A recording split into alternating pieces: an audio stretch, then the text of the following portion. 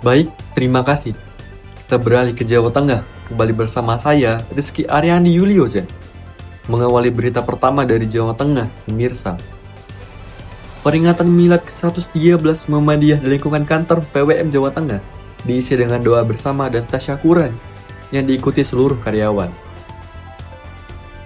Berita kedua, Menteri Keuangan Purbaya Yudi Sadewa menerbitkan PMK 78 2025 mengenai pedoman penghitungan kebutuhan jabatan fungsional di bidang keuangan negara.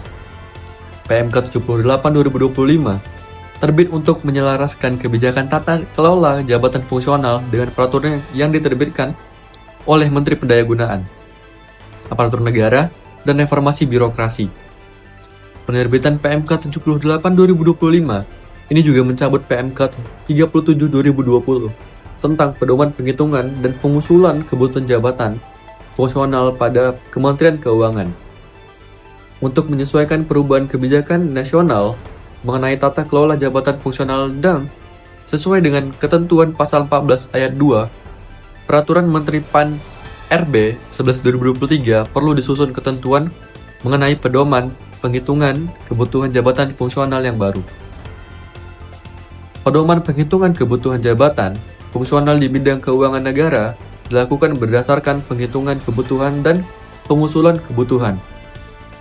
Pedoman penghitungan kebutuhan jabatan fungsional ini dimaksudkan sebagai acuan teknis bagi pejabat yang berwenang di lingkungan Kemenku dalam menghitung dan mengusulkan kebutuhan jabatan fungsional di bidang keuangan negara yang digunakan di lingkungan Kemenko pada instansi pemerintah dan menghitung dan mengusulkan kebutuhan jabatan fungsional di bidang keuangan negara yang digunakan pada instansi pemerintah. Berita ketiga, jagat media sosial sedang heboh setelah beredar sebuah video yang memperlihatkan seorang supir truk dikeroyok warga. Pria berusia sekitar 50 tahun itu disebut-sebut melakukan percobaan pemerkosaan terhadap seorang mahasiswi yang menumpang di truknya saat banjir besar melanda Aceh Tamiang. Peristiwa itu terjadi saat 4 mahasiswi menumpang truk milik terduga pelaku. 2 korban di bagian belakang, sementara 2 lainnya berada di depan. Salah satunya persis di samping sopir. Di saat situasi banjir yang mencekam, pelaku diduga memanfaatkan kesempatan dan melakukan tindakan tidak senonoh. Pihak kepolisian setempat segera turun tangan dan berhasil mengamankan pelaku dari kerumunan massa.